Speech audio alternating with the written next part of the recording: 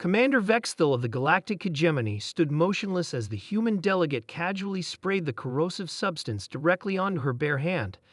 The delegation chamber fell silent, every member of the seven-species coalition staring in horror at what should have been an act of self-mutilation.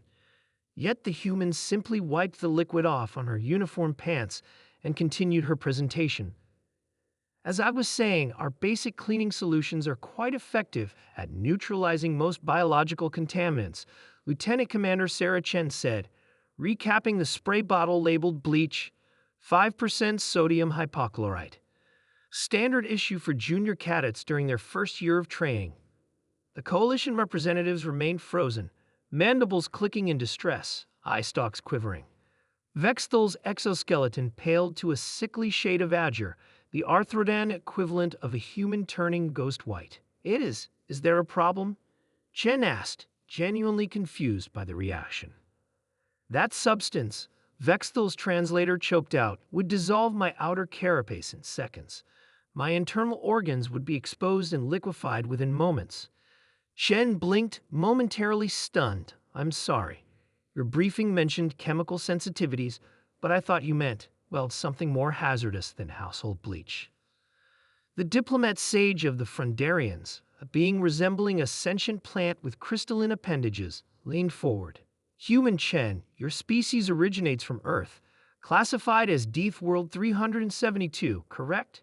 Yes, though we just call it Earth or Terra. This explains much, the diplomat sage whispered, crystal appendages vibrating with concern. Your world's classification as a Death World goes beyond mere gravitational force and atmospheric composition. Chen had been briefed about humanity's recent entry into the Galactic Coalition. Earth's higher gravity, atmospheric oxygen levels, and extreme temperature variations had earned it the Death World designation among spacefaring species. Yet she was unprepared for how deeply the differences ran. Perhaps, the Tholian observer suggested from behind protective environmental gear, a demonstration of your standard protection protocols would be enlightening. Chen nodded slowly, reaching into her kit. She pulled out a pair of yellow rubber gloves. These are our standard household protective gear, she explained, pulling them on. They cost roughly 2 credits and are considered disposable.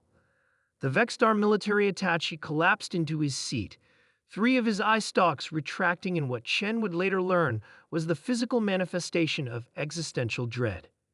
Your warriors use such impenetrable armor for casual tasks, he asked. Chen stifled a laugh. These aren't military grade. Our children use these for washing dishes. Security footage would later show 3 of the 7 delegation members requiring medical attention after this statement. Admiral Zhang reviewed the incident report with growing concern.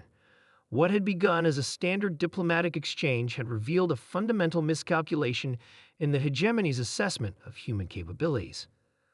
Lieutenant Commander Chen did nothing wrong, he told the hastily assembled crisis committee. She was simply demonstrating standard decontamination procedures. With respect, Admiral, the xenocultural advisor interjected. What we consider basic chemical resistance is apparently viewed as supernatural fortitude by the coalition species. The Arthrodans are already referring to humans as the untouchables in their communications. Zhang pinched the bridge of his nose. So our regular environmental tolerances are being perceived as some kind of superpower. Precisely, sir. Their evolutionary paths never required resistance to caustic or acidic compounds. Their worlds have different atmospheric compositions, different biological threats. The implications were staggering. Humanity had joined the galactic community, expecting to be the underdogs, a newly spacefaring species from a harsh world.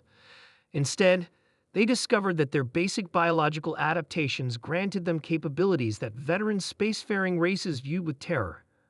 3 weeks later, Commander Chen found herself addressing the Coalition Security Council.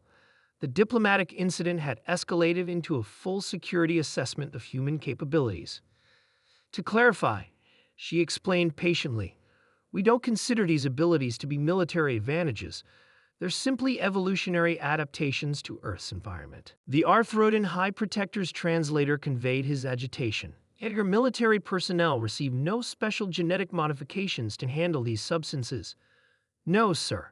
Our resistance to many chemicals that your species find lethal is natural. All humans share these traits. The council chamber erupted in multilingual chatter. The security implications were profound. Human environments, their ships, their habitats, even their food, could be deadly to coalition species without extensive protection. We propose a revised alliance structure, the Frondarian diplomat sage finally announced. Humans will serve as chemical response units in mixed species operations. Shen nodded carefully. We would be honored, though we still have much to learn about galactic diplomacy. Perhaps, the Tholian observer noted, it is we who have much to learn about the true nature of death worlds. That evening, Chen shared a meal with Vexthul in the human section of the station.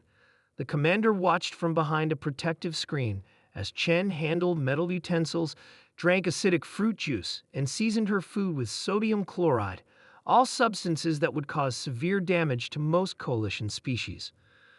I still don't understand, Vexthul admitted. How do your young survive to adulthood on such a hostile planet? Chen smiled, taking a sip of orange juice. The same way your species survived on yours. We adapted. What's deadly to you is normal for us. What's comfortable for you might kill us instantly. And this is why the Coalition needs humanity, Vexthul realized. Your basic resistances, your adaptations to extremes, they're not weapons, but they're capabilities none of our species possess. Exactly, Chen replied. We're not superior, just different, and those differences make us stronger together. As she casually poured herself a glass of water, a substance pure enough to be toxic to 3 council species, Shen contemplated the strange new reality. Humanity had found its place in the stars not through advanced technology or overwhelming force, but through the humble adaptations that had allowed them to survive on their own deadly world.